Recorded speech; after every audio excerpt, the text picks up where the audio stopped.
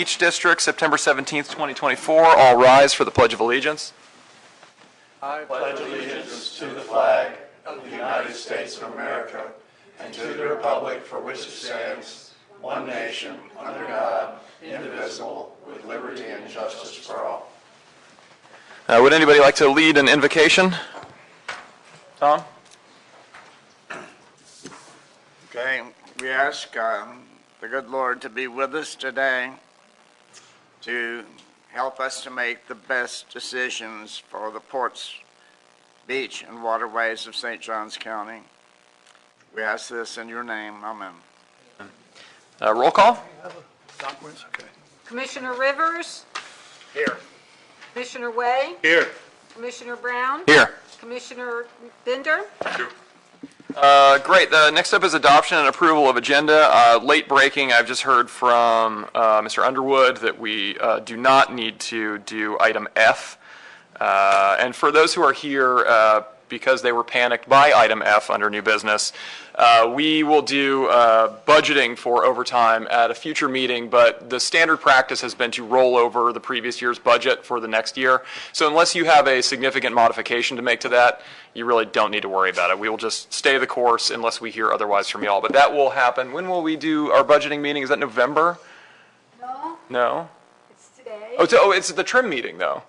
Okay, yes. The trim meeting, which will be later today, we'll be adopting. October will be the final one, though. October 3rd will be our, October 3rd at 5:05 will be our final budgeting meeting. So if you have something that you need to request, that's probably the best time to do it, but don't worry about trying to get on today's agenda. So I would move, in that case, to adopt the agenda as written minus new business item F, unless anybody has any modifications they'd like to suggest. No? Do I have a second? Second. That's Tom. All in favor? Aye. Great. Public comment. Any members of the public want to make comments?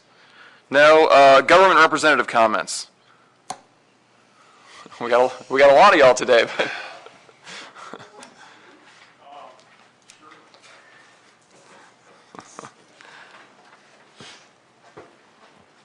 Thank you, Mr. Chair. Carl Blow with Florida Inland Navigation District.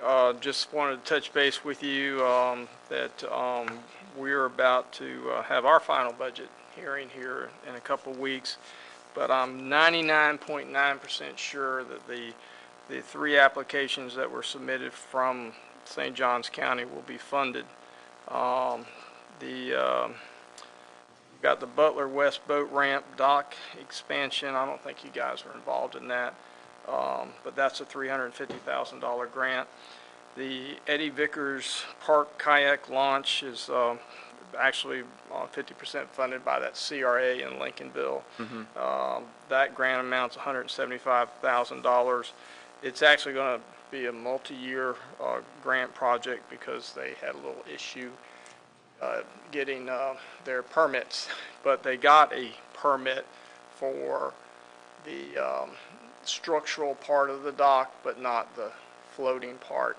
And then the Salt Run Channel dredging, $300,000 is in that as well. So total for this cycle coming from St. Johns County, City of St. Augustine, was $825,000. We left some money on the table because our maximum could have been, over $1 million, say 1.1. But now's a good time to, obviously you got some folks here that are looking for some funding, and of course, Fine will match things like dredging, boat ramp improvements, fishing piers, but we also provide for funding for law enforcement vessels and fire safety type vessels, and also repowers. And actually that number, if that maximum grant number got bumped up to $125,000 for grant amount. So I noticed there's a lot of law enforcement here. So at any rate, that's what's going on. And so that's all I have, unless you have any questions. Great. Do you happen to, if that funding goes through, do you happen to know when the Eddie Vickers kayak launch is going to get started? Is there even a tentative time frame for that? Well, listen, I'll tell you the story on that. I think about 4 or 5 years ago, the city submitted a grant application to DEP, and on the basis that it was exempt from a core permit because of the square footage of the dock. The reviewer at DEP agreed with that analysis and issued the permit. Okay. The life of the permit expired, so the city had to go back in for basically a new permit. The reviewer that approved it at DEP in, I think, 2016 or 17, had gotten a new job with the Army Corps of Engineers Regulatory Agency.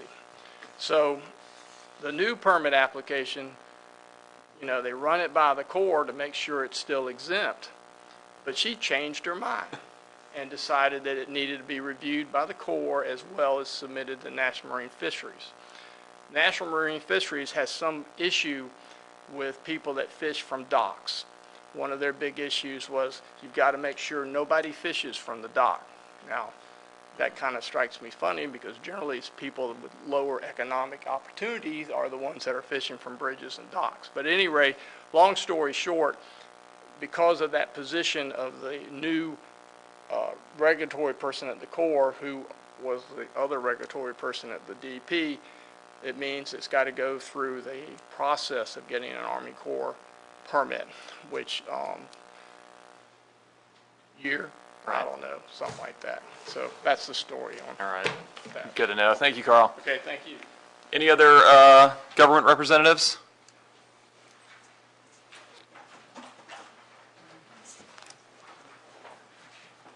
Good afternoon, Commissioners. Corey Sacker with the City of St. Augustine. Back this month again to mention about to bring up a request for funding for, first step is some derelict docks that were actually sitting over at the Volano Pier that the city went ahead and removed.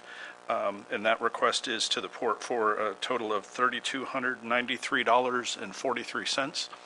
And then those were removed alongside with a vessel that we're applying to Fine Grant with a 75-25% match. We're requesting the port's assistance and funding to make that application in the amount of $7,008.61 to remove 3 derelict vessels that have been presented to the city for removal. That's the 25%, right? The 7,000? Yes, sir. Okay. Yes. Great. All right. Well, yeah, I believe that's a new business item B, so we'll be voting on that. Is there any other? Item B, was that the fine or salt run request? Oh, it just says funding request, City of St. Augustine, Corey Saccharin. I was asked to, that's what I wanted to ask, bring it up about if the line item request for overtime is a line item budget. A request came to me to go ahead and put an application in for next year's find application, the match for the salt run dredging? Yes, sir. Okay. So that's what I have for item B, but we can discuss that at that time. Oh, yeah. Well, we'll just do them all at once then. I think would be fine. Funding requests, plural. Good. Thank you. Any other government reps? I'll be quick, Mr. Chair. Josh Underwood from the Sheriff's Office. I have no significant calls for service or search and rescue calls for this last quarter.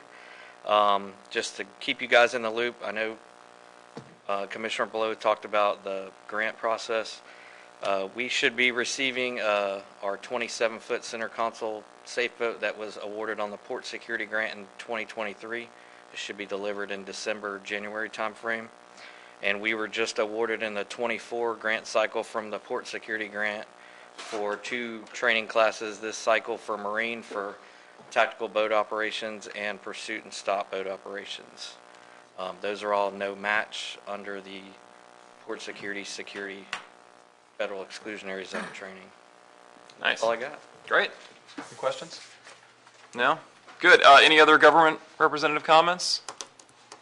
No? Secretary Treasurer's report. This is the final month where then we begin our new fiscal year. So for the city police law enforcement overtime, of the 8,000, we spent 14,000 that was budgeted. No, it was budgeted at 8,000. We've spent, 14,000. The sheriff's department overtime, we had 25,000 budgeted. We've spent approximately 20,000. The derelict boats, we budgeted $25,000. We've only spent $6,400 to date. I think, channel marker repairs, I haven't gotten a bill or anything for that. Yeah, Eric, have you sent us an invoice yet? She was working on that Okay, this week. okay, Oh, getting a bill out? If it's sent to you, it will be, right? All right. okay, good. And then in the Florida State Board of Administration Fund A, we have approximately, $25,793. In the operating account, we have $778,005. In the money market account, we have $1,000,003. So far, we are still expecting approximately $12,600 from taxes that apparently have not been paid for this fiscal year yet, so we're still hoping. We've gotten $813,000 so far of the $826 that we budgeted for the revenue. Great. Does anybody have any questions on that? I have a question on the treasurer's report. The last item dealing with the Ocean Hammock boardwalk repair, the $7,140, that's what we've paid them in reimbursement? Yeah, that's what we gave them, yeah. Okay, let me go back and tell my story. The board asked me to follow up on the project, and I've had communications, and some of the communications I copied our attorney, so he was aware of what was happening in June and July. In one of the reports from the city of St. Augustine Beach, they indicated that the work was all done. Living close to the boardwalk, I communicated back that it wasn't all done. So in terms of communication, the city had ordered 3,500 linear feet of composite material for the handrail. That came in. They installed all that by June and July. They also had to order another series of boards to finish the job, which was done last week. So that was some of the confusion all the way through. Also, in terms of the up to the $25,000 that the port committed to the project, which was matching up to the $25,000 from the city had the engineer's report done, which we were not participating in, with a cost of $10,000.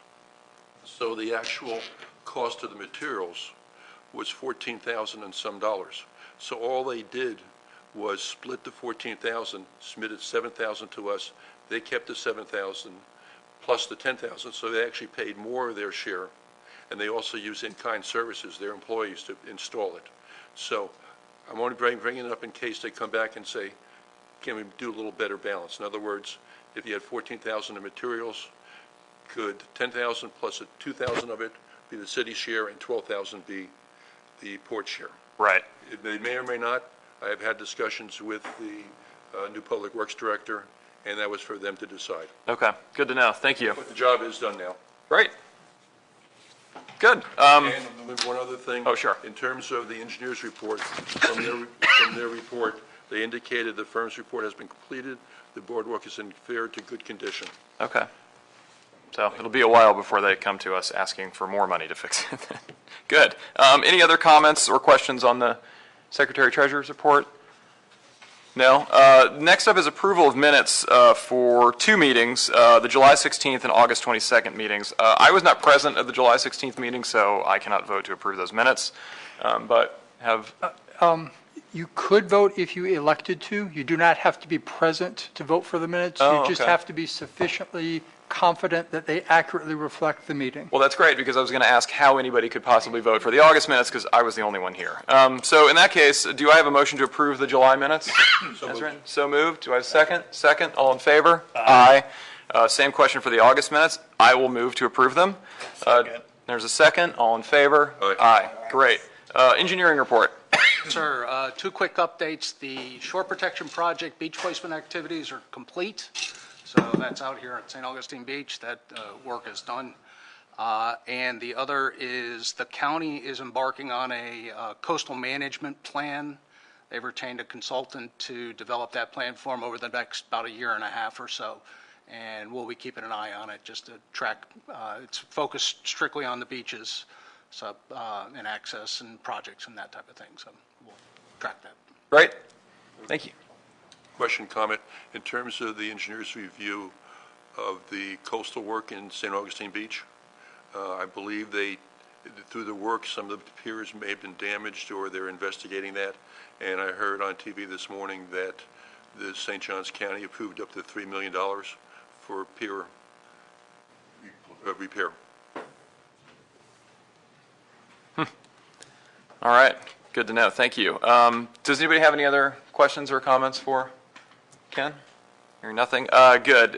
Old business, item A, adoption of state mandated district goals, Clay Meek and commissioners. We've talked about this a few times. I think the general consensus was that we want to adopt the absolute most brief, open-ended anodyne goals we possibly can.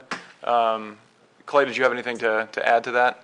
No, sir, that summarizes pretty well. It was a general consensus of less is more. Right, and so I actually can't even remember. Had I circulated draft language, or had you at this point? I don't recall seeing specific drafted language other than I believe there was a general proposal of adopting what is currently on the district website Right. as its mission as perhaps being the goal. Right. Other than that, no. I think it's to promote the waterways of St. Augustine and surrounding environs, essentially. And then, so every year, we could then say, well, yes, we did X, Y, and Z projects, and that promoted it. I don't think there's any sense in us trying to hitch ourselves to any kind of specific metrics, because that's of no benefit to anyone. So I believe we need to probably motion and vote on this. Clay, do you have a suggestion on how we should structure this motion, given that we don't have specific language? Should we just move to adopt the district's stated purpose on its website as our district goals? Yes, if that's the will of the commission, that will work perfectly fine, yes. Okay. Do I have a motion to? So moved. So moved. And second? Second it. Okay, any discussion on that? No? All right, all in favor? Aye. Great, so we will, with some, I guess, probably slight wording changes to make it make sense, just adopt the district's stated mission on the website as our annual district goals, and then proceed from there. Good. Any other discussion on that? Clay, anything else we need to be aware of? No, I'll get with Elise, and she can get with the district web host to get that posted appropriately, but we'll have it taken care of. Great. Thank you. That brings us to new business. Item A, funding request, Lieutenant Bill Miller, Fish and Wildlife.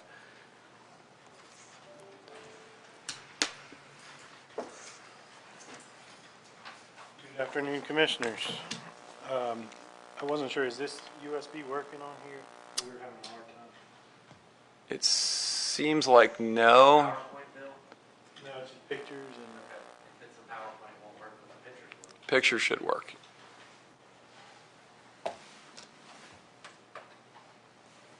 Y'all looking for a submarine? Aircraft carrier, I heard. I've been trying to get it.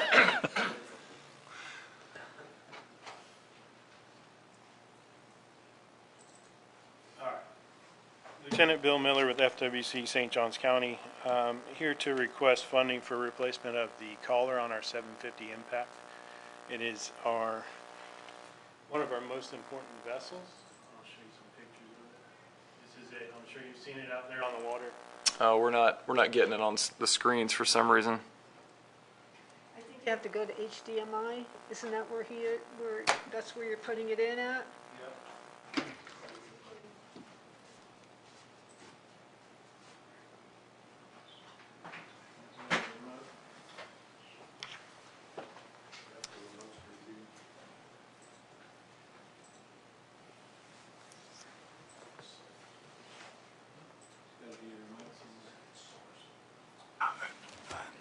I can barely operate my phone.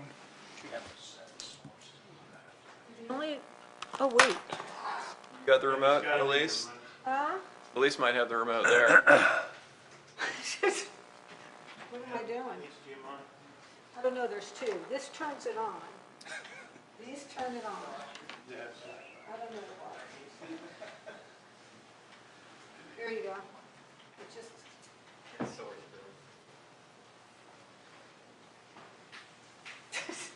Next. I can email them over if we don't get it. Requesting funding for replacement of the collar on the 750 Here's where Impact. you...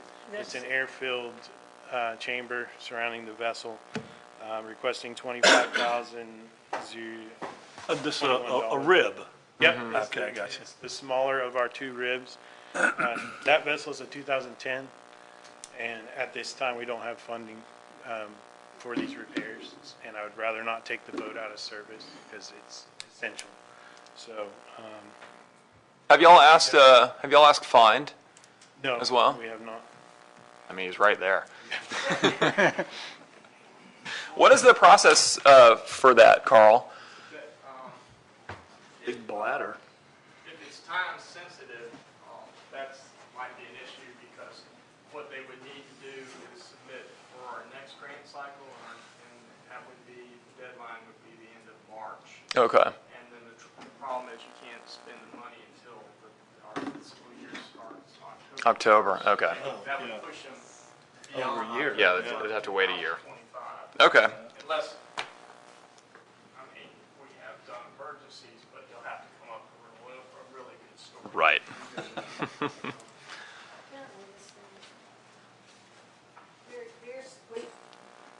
That's looking, there we go. This is the boat.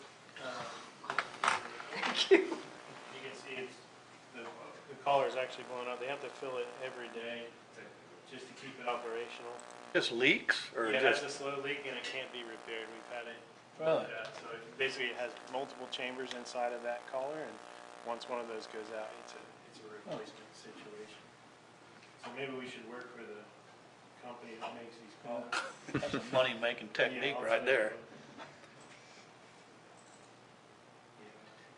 That's just the one side, the stern and the side are the worst parts. So is this obviously you're not going to be able to get the money from Find in time, and I think that this probably is basically right down the middle of the sort of thing that the Port District has traditionally paid for and will probably continue to pay for. But is this the kind of maintenance action that going forward y'all could be out in front of enough that you could ask Find to split the cost with us in the future? You know, if this needs to be replaced 6 years from now, and you know it's going to need to be replaced 6 years from now, get out ahead of it and Correct, look yeah, for a we grant would- from them. We would get ahead of it. It's a matter of it's just gotten to this point. We got to keep it operational and forever. We can't fund it. So. Okay. How big a boat is it? It's 27 and a half, so Seven, it's 25 grand, 7.5 meters. $5 grand to replace And that's it. what he said, the cost of foam, and Trust me, I know. pushed back on it, but that's where they're at. So. All right, we have another comment from our Yes, sir. Find Commissioner. Thank you, Mr. Chair. Just real quick, we have two grant programs, one for local government and one for state government. Oh, pardon me, So right. basically, if they were to do that route, they would use that state government program. Which wouldn't involve, what the beauty of that is, it doesn't eat into that amount of money that's available for local government. For the county. Oh, okay, that's great. Does the state one also, does that typically require a local match, though? Yeah, Even the state one does? yeah. Huh, okay. Good enough, thank you. I mean, you know, obviously, the state of Florida should be able to come up with a list. Right, you'd think so. Good, okay, so that's the request, 25K for replacement, up to 25K, or you've been quoted that exact figure? The quote was $25,021. Okay, so $25,021. Shipped here and installed by our mechanic. What's the timing on that? I take 6 months or so. Oh, okay, dang, so, 4 to 6, it depends on, so Pat was quoted 6 months on the one that he got recently. He didn't get it yet, but I'm just using that same time frame to build it out. So I'm not gonna hold my breath expecting it in 2 months. right. Any other questions or discussion on this item? I mean, that seems to be right up our alley. Right, So I'll make a motion to fund that.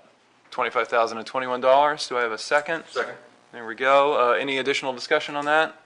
No, all in favor? Aye. Thank you. Now, is this a boat collar? Yes. Okay. The next item on the agenda is funding request, or actually funding requests, plural, from the City of St. Augustine. Corey Sacred. Good afternoon, Commissioners. Genuinely, we've asked the commission to go ahead and place on their budget for the next fiscal year for funds, matching funds, so the city can apply to the Florida Inland Navigation District for the continuing maintenance dredging of Salt Run.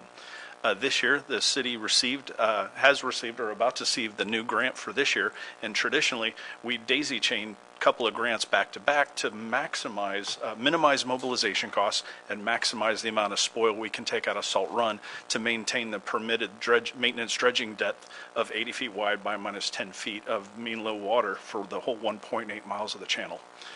This year, we're looking forward to applying to the FY25 cycle of find, and would like to request that the port provide the match of $100,000 so we can maintain dredging.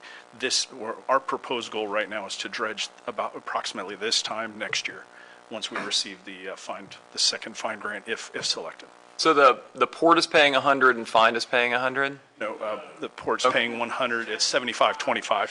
So Okay. the grant we got this year, last year, the port granted us $100,000 to provide the match for this year's fine grant, which is $300,000. Okay. Which we're about to receive that grant award.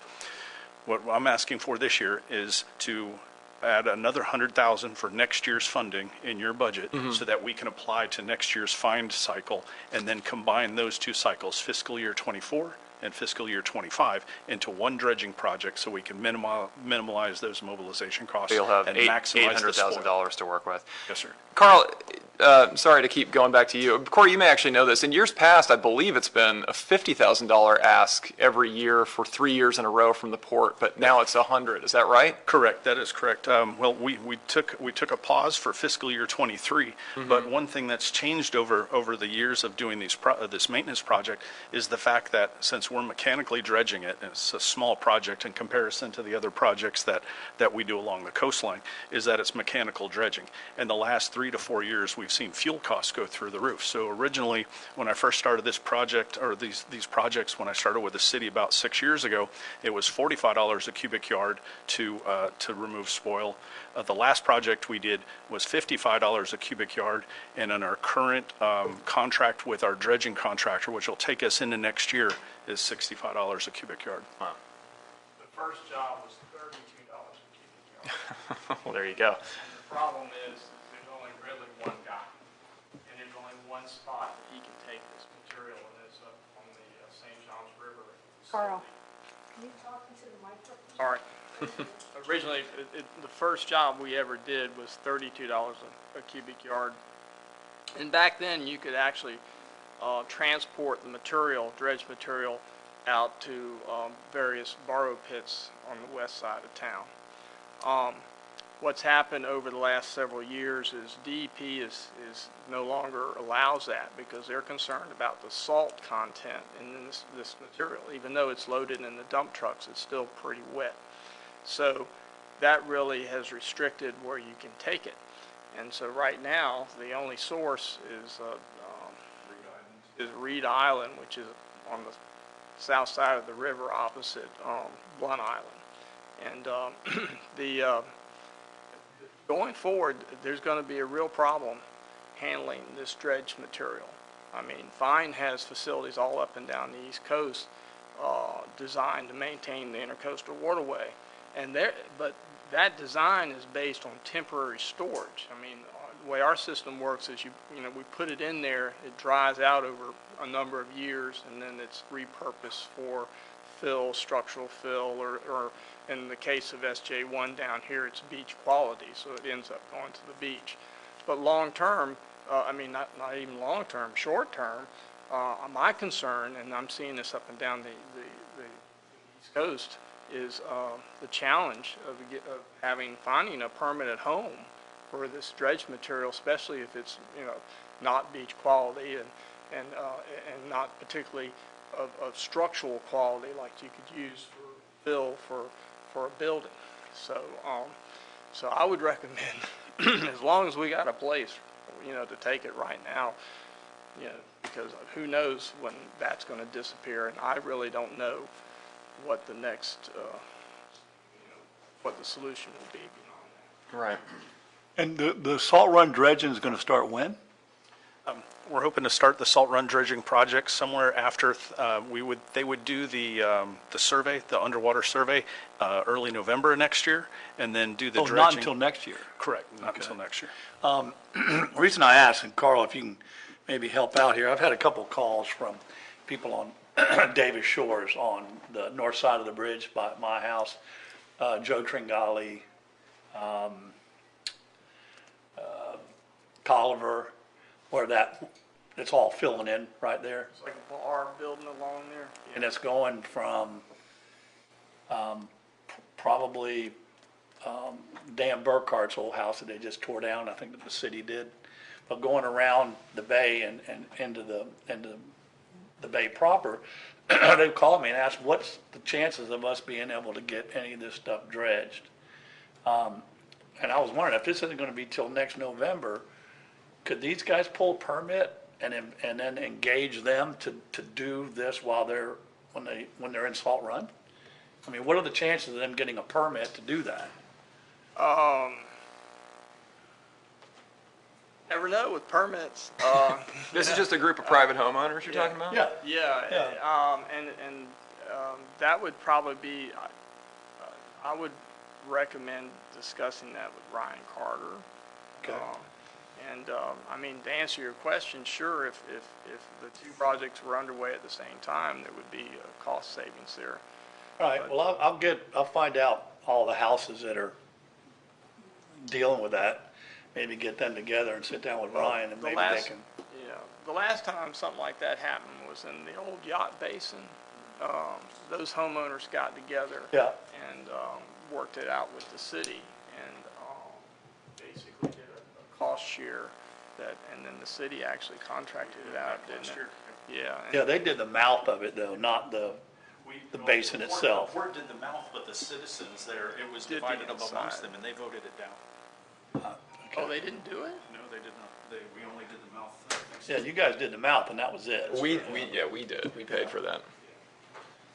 All right, well, I'm gonna tell them and then I'll have them talk to Ryan and if he can't answer any questions, I have to come back to you, Carl. Well, real quick, I mean, what's frustrating is, I'm on the city planning and zoning board, and we handle dock permits, and we see people coming in wanting to extend their docks, trying to get to deep water, and it would be great if the dredging situation was simplified, so instead of extending docks, someone could do. Because the channel right there by Joe Tringali's house and stuff is real close. Yeah. I mean, there's a marker probably, I don't know, 50 feet beyond. Well, his now, dock. the Coast Guard basically marks good water, which is typically way outside the template of our channel. So they have to go through in the center of whatever's. Yeah, in other words, Okay. when we're dredging in our template that's been permitted. And if the Coast Guard marked our channel, those channel markers would be a lot closer together. So just keep that in mind. Okay, thanks, Carl. So the request is for $100,000 to be budgeted for this coming year to be added to Our next find application. next correct. fine application. And also prior monies that we've put in, or this is the first of two that were, This will be this request is for the second of two. second one, We right. had the We already- first we one. already did the first yes, one. and Right, we're right, waiting right. for the grant, Yeah. or the grant This wouldn't be contract. till late next year. So Correct. is this for fiscal year? this will be for fiscal year 25. 25? Yeah. Fiscal year 25, correct. Okay. Okay. And the only reason why we're, Our budget. Where would this fit into, It's going to go, all that's going to go into. To district projects, right? District projects. And so, yeah, so that's going to be, those are separate. It's and Commissioner Way, why we're waiting till this time next year is because we're still waiting for this year's funding, the grant agreement from FIND that we were approved of earlier this year, just a couple months ago. Thanks. So, Do we have a motion to add that budget line item? so move. So moved. Do I have a second? There's a second. All in favor? Aye. Great. Now, Corey, you had some other funding requests for us. one. One per customer. That Commissioner Way, I was here last month. request. Got you there. What? 'Cause I wasn't here? He was here, nobody was. He gave the presentation to me, that was the end of it. Yes, so as he mentioned earlier, a bunch of dock broke off and was hauled over to the Volano boat ramp, which you all disposed of, and now you also have some derelicts. Is it 3? We have 3 derelict Three vessels derelicts. that, so we're asking for the full funding for the the docks that were loose and floating away that the county asked us to remove, and that is $3,293.43. Whose docks? They weren't able to determine. Oh, just rogue docks? Nope. Yeah.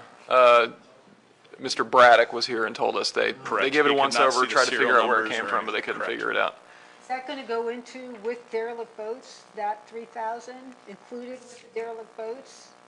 Yeah, I think that makes sense from a budget perspective, right? It'd be a bad idea for them to require floating docks to have a code on it, and then when they buy them, they register them.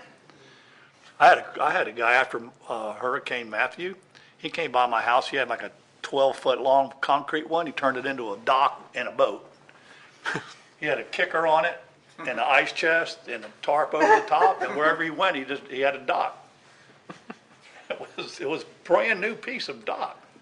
Anyway, I'm sorry. Remind us of what the dollar amount for the funding request is. So It's about for the 10,000. floating docks, or lack of floating docks, $3,293.43. And then for the 3 derelicts was, And the 3 derelicts that we have an application that we're about to submit to find, the match on that is $7,008.61. okay. I put in on the budget, I had 25,000 on derelict boats. Mm-hmm. Do you want to keep, so it's not, he doesn't have to come back every time, but they have to, once they reach that limit, then, Then they I need to won't ask. pay the bill Unless we approve it. unless you approve it. Yeah, no, you want certainly to- the derelicts belong in that, but I think that's a good question and maybe one that we should try to definitively answer here right now. Should broken dock removal be included under the budget line item of derelict boats so that they can take advantage of that expedited process and not have to come here hat in hand every time they want to remove some busted up docks that are, threatening public waterway safety or infrastructure or what have you. I personally would be in favor of that, formalizing that, but does anybody have any thoughts on that? Well, What you're saying is basically he could go straight to a lease to get the money rather than come through us. Exactly. Well, what about the dock issue? Well, that's what we're asking, yeah. he's Shouldn't asking. docks be included in that as well? I don't think so, because it says derelict boats. We could create another line item for docks. That's true. Yeah, we could do that. You want me, but then you want a separate budget item for derelict docks, for Yeah. docks that are posing a hazard to the waterways. We're gonna have to come up with a snappier title than that, but yeah, But maybe that. what I'm saying is, and I don't care about the Yeah. title, but how much do you want to put away for derelict boats Well- for 25? Well, even if there's a, 50-foot channel marker down or a piling floating in the middle of the bay, we'd have to be concerned with getting it out of there, no matter whose it was. Well, Joe, I've been I can on speak this to the board a harbor long master. time, and I don't remember having a derelict dock issue coming up before. Yeah, we had it one a couple years ago, Tom, and Yeah. people at Villages of Volano Oh, yeah. saw one floating by, and they grabbed it and tied it up and called us, and, what do we do with this thing? Right, and then They just- Sandy it was accused in the them middle of the of waterway, stealing and they public had to money. Pay for Mr. the- Chair, can I I make think a we recommendation? did. Yes, go ahead. We did make a, Josh Let's Underwood hear from from the Sheriff's Mr. Office. Underwood Just a here. recommendation, if you make a line, maybe not make it derelict docks and maybe debris removal. Debris removal, yeah, because that would, exactly. Holes or, there's a lot of What different do you want stuff. to call it? Maybe a budget line item for debris removal. or just derelict I docks like and that. debris, or derelict boats and debris. What is that? Yeah, you can always just add it on to the derelict. I move that Why? we create a line item next year for 2025 for debris removal. Debris removal, in an amount of maybe $10,000 to start? We've never had this budget line item, so. Yeah, because I would like to take that one on a case-by-case basis, too, particularly if we could find out whose it was, Right. So, Additionally, the city provides, when we do derelict vessels and we wrap it up, we provide all of our expenses, usually in the same format that we send to find as our closeout process, which includes pictures, invoices for, either removal, towing fees, et cetera. Mr. Chairman, you have a motion on the table. Yes, is there a second for that? I'll second There's a that. second. All in favor to that budget change? Aye. So now we also have an actual request for money here, which is about $10,200. 12,000, isn't it? 7 and, I got 7 and 3.2, right? Correct, almost 3.3. It's already included in the derelict, the whole, the 25,000. Right, and we haven't gone over budget, so he does not actually Yeah. need, what's that? But It still they need to be already voted. voted on it. They already voted on it. They have not voted on the current requests for funding pending. So we've They got have 10, voted on next year's budget to be amended. we've got 10.2 on the board for a combination of removal of docks and 3 derelict vessels. Any discussion on that, or do I have a And just motion? for precision on the minutes, this, adding the two numbers together, my quick math comes up to $10,302.04 Ooh, there is you the go. total request. okay. 10,300 I'll and make a motion for that. I'll give you a minute. There's a second. Any I'm discussion? sorry, who was the maker of the motion? That was Thank you. Mr. Way. Mr. Bender was the second. Any additional discussion? No? All in favor? Aye. Great. Thank you.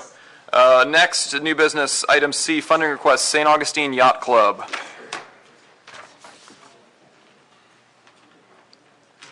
Good afternoon. My name is Dan Florian. I'm a past Commodore at St. Augustine Yacht Club, 442 Ocean Vista Avenue.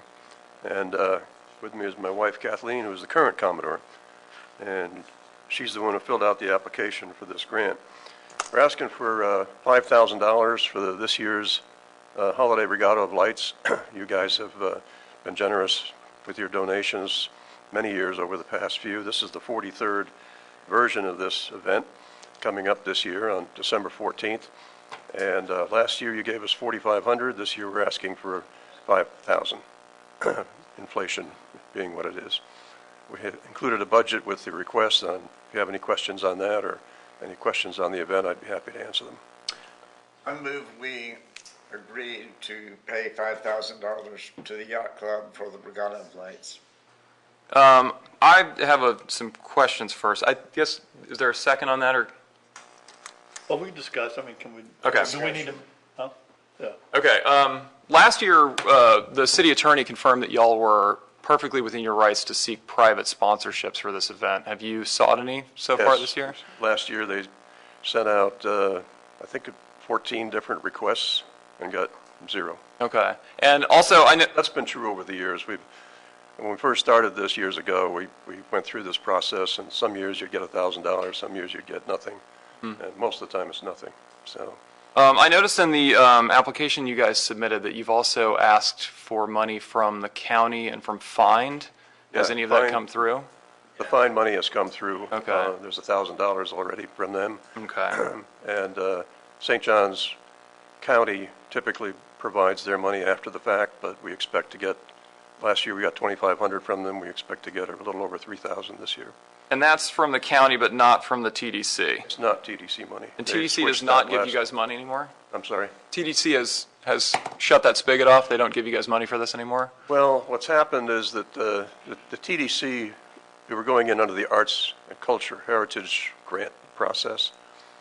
That, the request package for that is competing with a lot of different events, and it's very hard to get any money, especially when we have something that's, many of them consider a parade and not necessarily cultural. So the county stepped in last year and said, yeah, this is important to the county as well as the city. We want to fund this event to the certain extent, and so they put it outside that TDC process. Speaking of the city, have you guys pursued money directly from the city of St. Augustine? We get bills from the city of St. Augustine, we don't get money. Gotcha. Well, I was on the TDC, and, that whole concept was to be an incubator to help them get off the ground.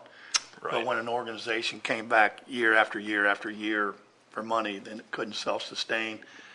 I recall they were pretty resistant to that, so. Right.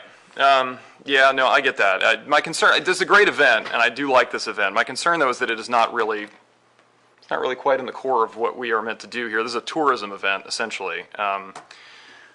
So it would really be good if we could be good stewards of our tax base and not throw money at an event that is primarily to the benefit of a few downtown business owners. Well, it does get a lot of people watching it that are mostly from the county. It does, but I mean, so does the fireworks, and we wouldn't pay for the fireworks. I don't know. I'm not sure I can support this one, unfortunately, but does anybody have any other discussion like to make? We have a motion. Is there a second? Second. Okay. Any additional discussion? All in favor?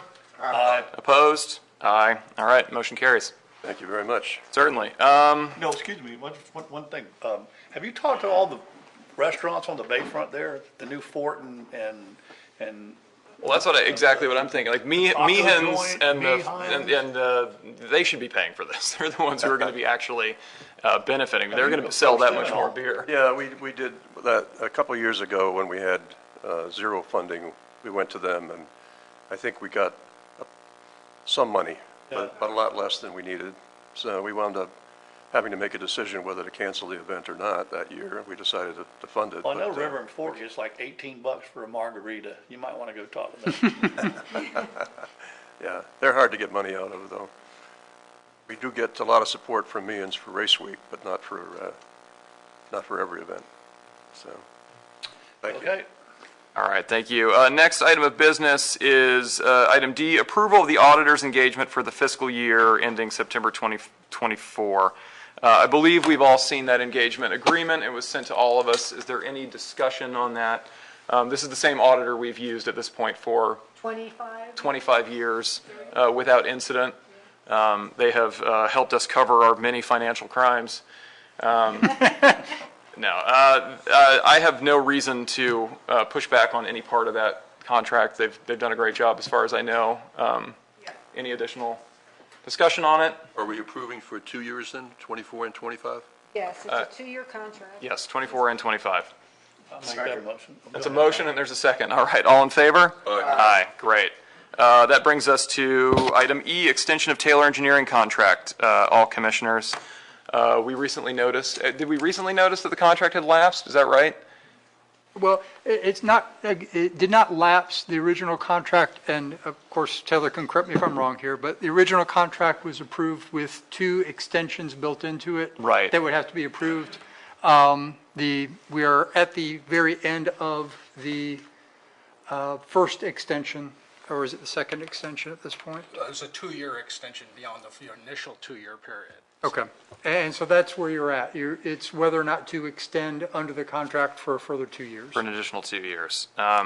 Great.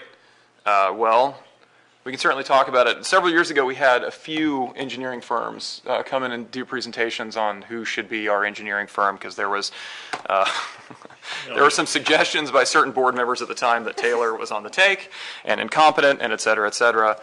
We were, I think, all convinced at that time that Taylor was our best option, continues to be our best option. In my experience, they have been exemplary, and I have every reason to expect that they will continue to be. Does anybody have any discussion?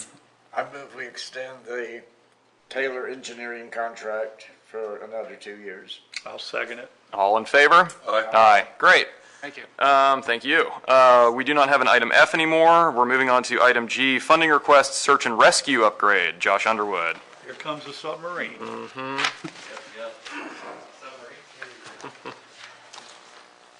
All right, since we couldn't get the PowerPoint because this computer doesn't have a license on it, I got a handout. Thank you. We have an extra of these for public record, right? We do. Great.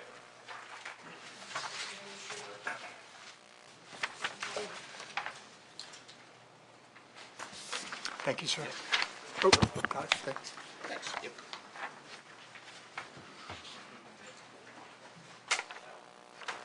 Come on.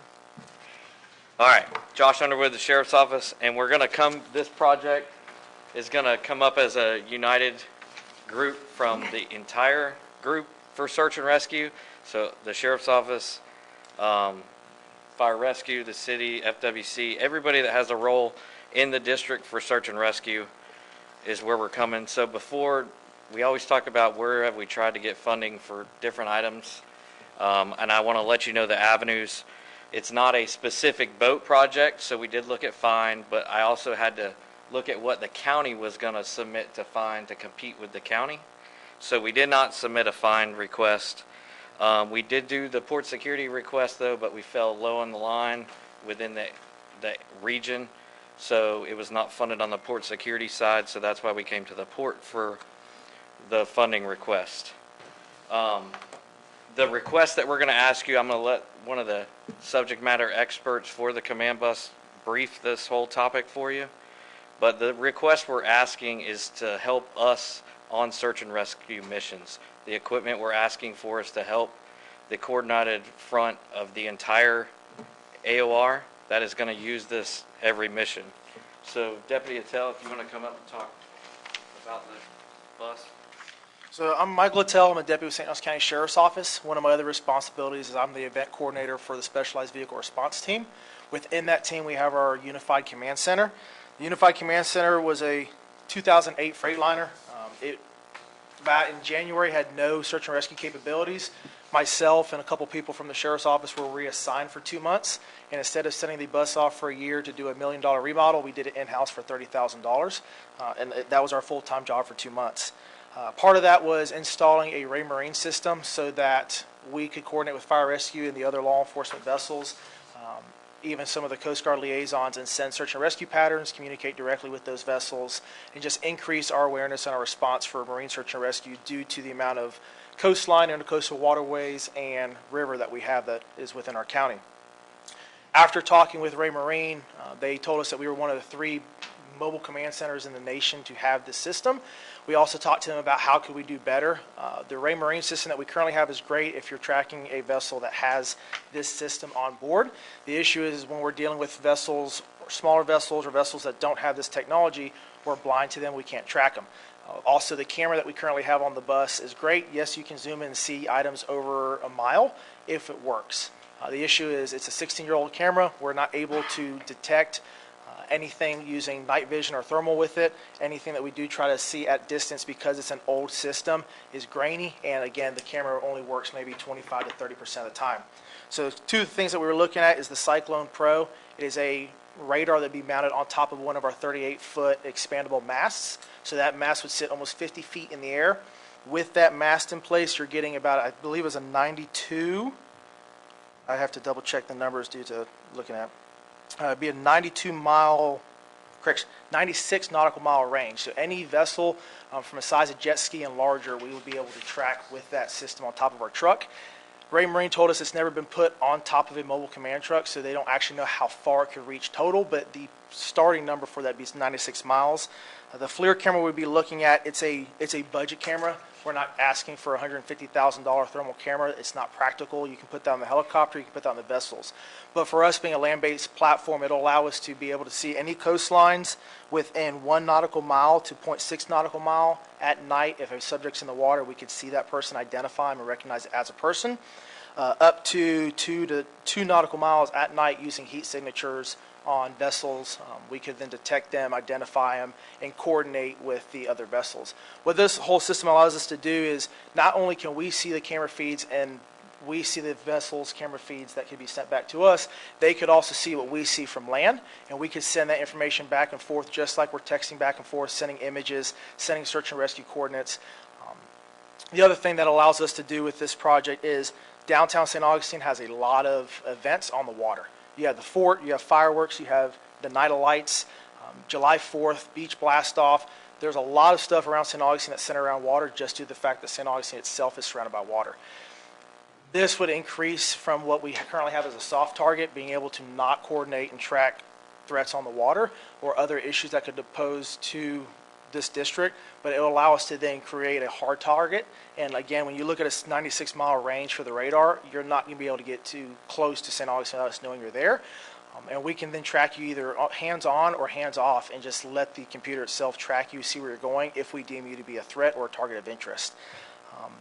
They could talk more behind me about how that actually works in the water, but I can tell you, after talking with Raymarine and them looking at it, we just had the Rear Admiral from the 7th District for the Coast Guard come tour the truck about 2 weeks ago, and he said that what they have on their truck compared to what we have, it's a game changer. They even said, hey, when you get, if this system happens, even with what you currently have, how far would you be willing to go? Because they see it as such a great life-saving technology that we've done it ourselves. And again, we've already saved $970,000 of taxpayer money by doing it ourselves, and we've made it to where it's a lot easier for us to deploy. Response times are down, the technology's up, and we can go anywhere at any time. Don't want to talk on that? So the specific ask is to upgrade the search and rescue aspect for the radar and the FLIR camera. The last use of the truck was the boating accident at 312 with a missing person from the two that were involved in the boating accident.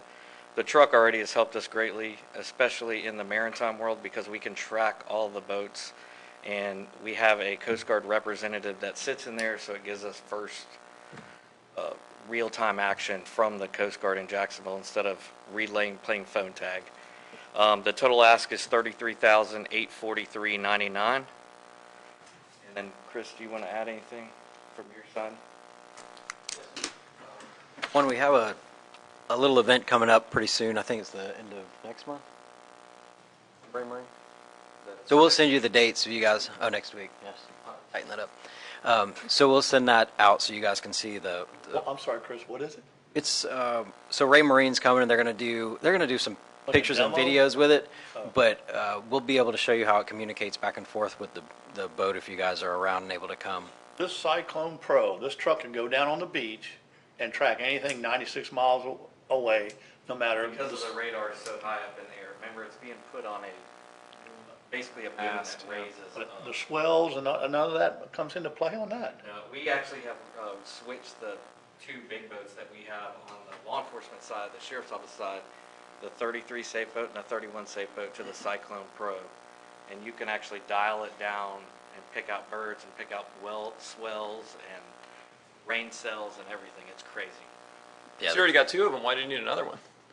Those So are on those are boats. We're Okay. trying to put one on the bus. I see. So what this allows us to do is, one, we can track our people when they're out and about. We can get a better visual on them when they're operating in the inlet and that kind of area doing our searches. That's really a nasty place, you know, those shoals. We were just discussing how this is the time of year where it happens. And then it also lets us go out whenever we're being sent out and it's rainy, nasty nighttime. The bus can pick that target up a lot quicker than we can, or just running from boat to boat and hoping it's the right thing.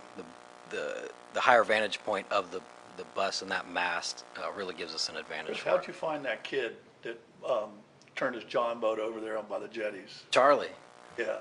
Yeah, that was a C-130 radar pinged him on the last leg of the last search pattern. And you mean the plane? Yes, sir. Yep, that was a Coast Guard plane that And picked him up. how did they actually find him? Not visually see him, did they? They didn't. It was a radar ping. Yep. So they. Picked him up on the surface of the water? Yeah. Yeah, the radar technology is pretty wild. So I encourage you guys to come out and check it out when we do that demo. I'll send you the dates and I'd like times. to see that. Wow. Yeah, just to pile on what they said about the Lieutenant Bill Miller, FWC, just to kind of reiterate what they said about the joint utilization of that platform. I've gone on multiple searches where we've gone multi-days, and we'll have all of us in command, and to have that real-time access to your guys while they're out there in the inclement weather, it's indispensable. This would be shared among all the police, St. Augustine Police. So the command now, the sheriff's office obviously maintains it, but everybody uses it as it's needed. Like if fire calls for it, it goes. If FWC calls for it, it goes. And you guys know from us going to any search and rescue event locally here, like when we go to something, it's all partners are involved. When we're at a search and rescue, it's us, Coast Guard, FWC, the city fire, county fire. It's everybody is acting as they're wearing the same shirt.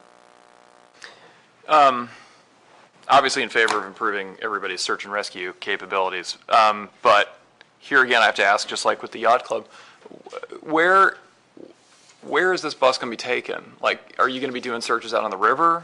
Are you going to be doing like, you're asking the taxpayers only in this district, right, to pay for this? But I think the benefit is probably going to extend well beyond this district. Correct. Which, you know. The benefit, obviously, we're going to take it wherever the needs are needed. Right. But as we know, I mean, the majority of our calls for service Are going to be out on the water. in the district. Okay. yeah.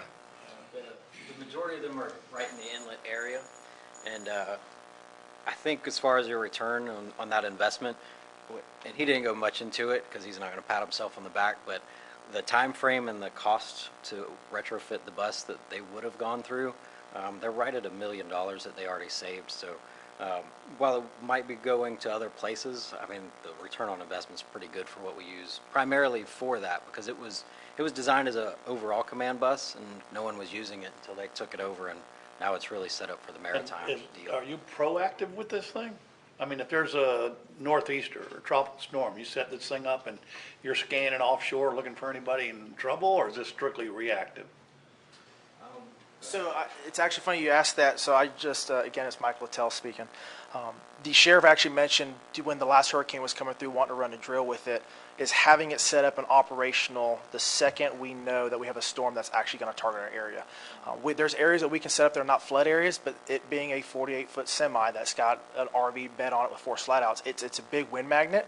So it's finding a safe place to put it that's not going to be at risk of getting blown all over the place. But it is something that we are trying to be proactive in disaster response should there be a storm that affects us locally, as well as when we have these events like 4th of July boat parade, things that happen either at Beach Blast Off or here, we already have it set up, we're already operational, we're not waiting for something to happen and then set it up. So in those big pre-planned events, we'd be added to the operations plan. Any kind of natural disaster, we could set and be operational, ready to go, and the Starlink Wi-Fi allows us to go anywhere with it. And just to clarify, the total cost for both things was about $33,800? About 34, okay. And what's the breakdown on those two? The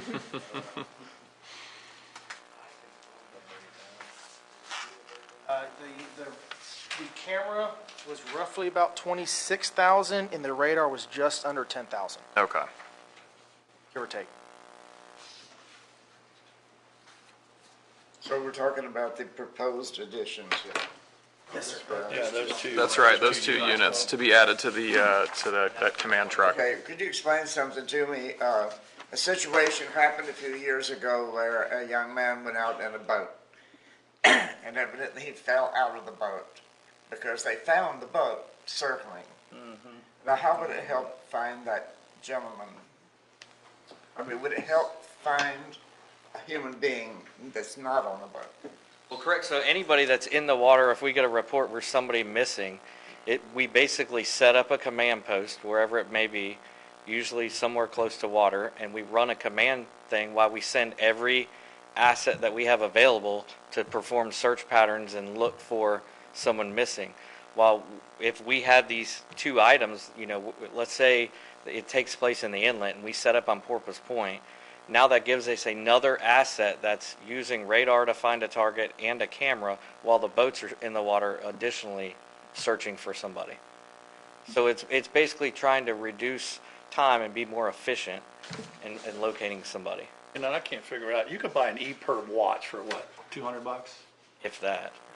And, you're offshore and you don't have one of these watches, you're an idiot. Right. And the new EPIRBs are small. Even if you clip them, they come on a keychain now, and you can buy them at West Marine and they're good for 8 years before the battery goes dead, and they're a couple $100. And then you don't pay a subscription either. Yeah. It's pretty, But it's trying to convince people to buy them. I asked that kid, what was his name? Charlie. Charlie, I saw him at the surf shop. He's a great kid. I said, you get one of those things yet? No, I'm saving up for one. Yeah, I bet.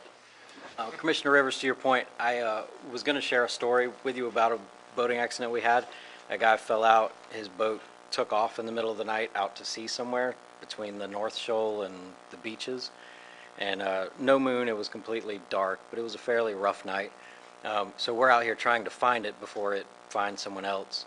And having this asset would have kept us from being honestly scared to death. Like, is that boat going to find us circling in the middle of the night, or are we going to find it first? So to your point, those runaway boats, it would be a pretty good asset in the middle of the night for us to be able to track that.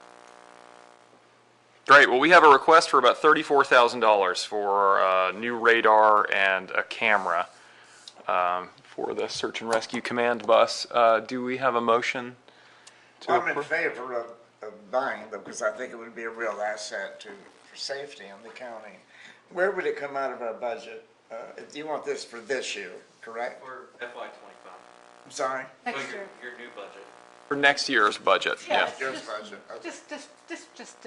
Call it district project. Yeah, just Okay. miscellaneous district projects. That's another 34 there already, boy. Well, So we're going to be discussing that at 5 o'clock. Right. I'll make the motion, particularly just because, it seems like there's been a lot more accidents, and things happening offshore that, saving a life and spending 34 grand. It's peanuts. I don't Yeah. think that's a bad investment. But you better start saving a lot of them. Yeah, you just came in here and said you didn't have any significant calls of service in the entire previous quarter. You know on. this time of year Yeah. being a lifeguard. Yeah, that's right. Nice and quiet. All right, that's a motion and a second. Any additional discussion? No? All in favor? Aye. Great. Thank you, gentlemen. Good, and that concludes our new business, which brings us back to public comment. Any members of the public want to make a comment? No? Comments by commissioners. I have one. Here we go. And I had talked to, Eric's still here.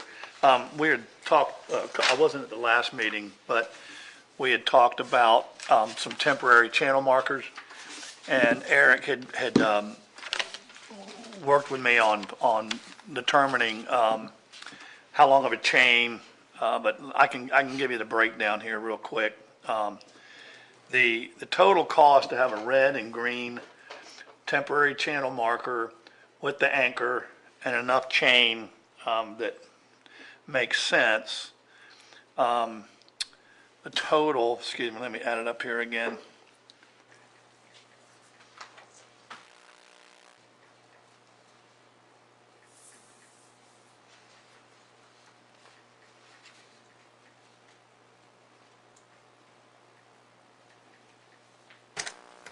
Would be $1,554, and that includes the shipping here, a red, a green, temporary, the anchor to go to the bottom, and Eric, I think you said 25 foot of chain should cover it, no problem. And Eric, you had said that y'all would hold that for us and deploy it as needed, right? Okay. Just ship it straight to the marina and we'll store it. Okay, I mean, I Right. think that's in my opinion, that's a no-brainer, because even when we have a marker down, nobody's there in a couple of days. Right. So let's add that to the next agenda as a voting item for buying a temporary channel marker. I agree that that would be a great purchase, but I think we have to actually formally have it on the agenda to vote for it. Okay. Well, anyway, I wanted to get that out. Good. Thank you for doing that legwork. Any other commissioner comments? Tom? Lise, are we still members of Florida Association of Special Districts? Have you gotten anything from them recently? Well, they're having a meeting here in St. Augustine. In October, it's going to be at the Embassy Suites at St. Augustine Beach, be October the 24th. And my question is, do we still pay dues to them? Well, I paid last year. I don't think I've gotten anything for this No, year. I have not gotten anything. If I had gotten it, I would have sent it to you. Yeah, so then I didn't either. So I would assume we're still members. Okay, I'm thinking about going to one of their sessions. I don't think, I'm going to try to go to one of their sessions without really registering. But for your information, the October quarterly meeting is at Embassy Suites, October 24th, 23rd and 24th, but the ones that we would be interested in would be the 24th, and they're going to have a social that evening at 5:30, which is what I'd be probably interested in going to, a networking social to be able to meet other people. See if there are other members that actually are from St. Johns County and St. Augustine here. So just lay that out there for your information. if And you want I'm to sorry, go. Tom, what organization is this? Florida Association of Special Districts. Oh, districts, okay, I got you. Yeah. We're a special Yeah, district. no, I understand. I went to one state meeting several years ago in Sarasota, and at that time we were looking into the possibility of creating this or enlarging this port district to include the entire county. So I'm in favor of enlarging our district, but not necessarily the entire county. Yeah, but maybe at least the entire beaches, yeah. We could talk about it at a later date. Good. That's great to know. I would just, my only comment is I would just remind the commissioners, Clay put together a memo for us about our duties vis-a-vis annual ethics training. There are online ethics training videos that you can watch. I watched 2 of them today. They were scintillating. But you are required to do it every year, although the requirement is, it's voluntary, self-reported. You don't have to take a test or anything. But that's in the email? It is in the you email. sent? Yeah, there are links to those training I'll do videos. that while I'm getting a root canal. Yeah, exactly. Nick, any additional comment? No. All right. Well, in that case, we have a public hearing at 5:05. It's our trim hearing. And then our final public hearing for trim will be Thursday, October 3rd. Must have a quorum. We must have a quorum for that one, so that's a warning to the commissioners. I will not be there on October 3rd, so you all 3 have to be there. Wait a Oh, minute. boy, he called it first. And that will be at 5:05, and then our next regular meeting will be Tuesday, October 15th, here at 3 p.m. There being no additional business, this meeting is adjourned. Yes. I'm sure I'll see this first public hearing of the St. Augustine Port Waterway and Beach District on the millage rate. Let's begin with another Pledge of Allegiance. To the flag of the United States of America and to the republic for which it stands, one nation, under God, indivisible, with liberty and justice for all. Roll call. Oh, yeah. Commissioner Bender, Here. Commissioner Rivers, Here. Commissioner Brown, Here. Commissioner Way, Here. all here. Great. We have 2 agenda items this evening. One is to set the tentative millage rate, either to keep the rate that we had last year or proceed to the rollback rate. We have a budget workshop, or budget projections for the year. It looks like the rollback rate would lose us about $80,000 worth of revenue. I would argue that we should stick with last year's rate. I mean, just today at this meeting, we already committed $135,000 of next year's budget. And as we heard, part of the reason why that's so much money is because everything is so much more expensive than it has been. I don't anticipate it getting less expensive in the coming year. So my vote would be to stick with last year's rate.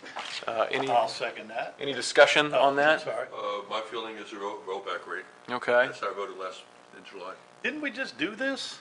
It seems like it. We always have to do 3 hearings, right? 3? Yeah, the first hearing sets what the starting point of the discussion Okay. is. All right. So do we have a motion? Are you going to move for the rollback rate then? Okay, so Commissioner Bender has moved for the rollback rate. But hadn't we, like you said, didn't we already do this? Yeah, we have to do it 3 have to times do it every again. year. Oh. Yeah, it's ridiculous. So we're just reaffirming what we did before. Right, now, if we were, say, the school board, there would be a big crowd here, and they'd all be arguing. So we have to give them multiple bites of that apple. But Second the motion. second the motion for the rollback rate. Now, Now, are you moving to keep last year's rate? well, he's already moved to do the rollback rate, so Right. we got to vote on that. He wants to do the rollback rate, Tom, Okay, so what we did before was Last year. Last year's rate. last year's rate. so we could make a little more money. So don't second Right. the rollback if you don't want it. Okay, I withdraw my second. Okay, so motion dies for lack of a second. Do we have a motion to stick with last year's rate? So moved. So moved. I'll There's a second. second. All in favor? Aye. Opposed? Nay. Nay. Okay, so motion carries 3-1 for last year's rate. Now, setting the tentative budget, I believe during our discussion earlier, the only difference that we discussed was possibly adding a new budget line item for debris removal in the tentative amount of $10,000 maybe? That's what you said. Yeah, I think that makes sense. I mean, we have no idea what it will be, For debris removal, Yeah. we're not talking about We're not talking about derelict vessels. Derelict We're vessels. literally just talking about pieces of dock, channel markers, other You want stuff to like give that. derelict vessels 25? and- That has been the previous one. Yeah, I think so. I mean, some years we go over, some years we go under, but that feels like it's been a Yeah. decent rough average over the last few years.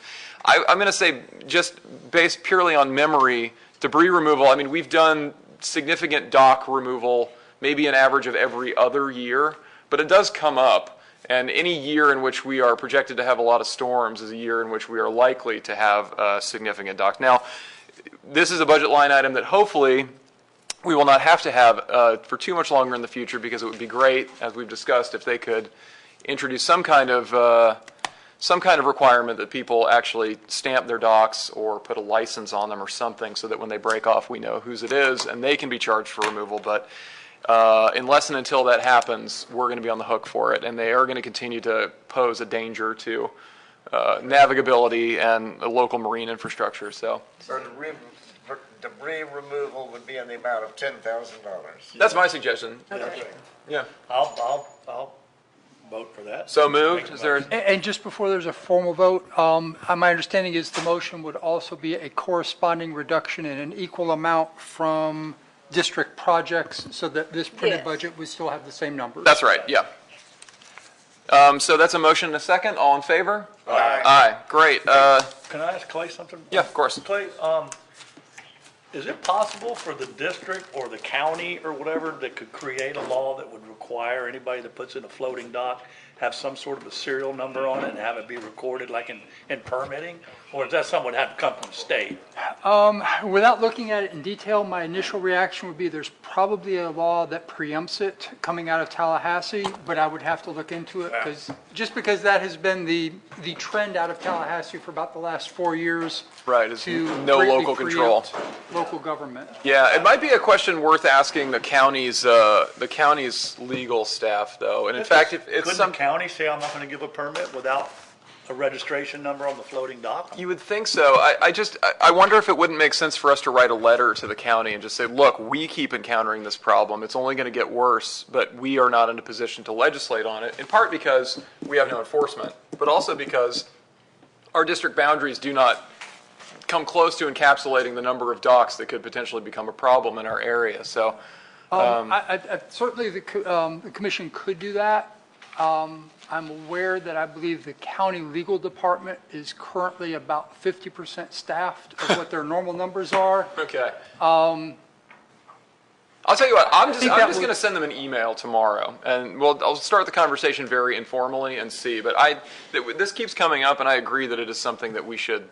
I'm not sure we have the power to actually effectuate any change, but it would be great if we could nudge them to do it themselves, because. And I'm sorry, I apologize on my notes. On setting the budget, the motion and the seconder were which? A motion was Chris Way, second was Okay, Nick thank Bender. you. I apologize.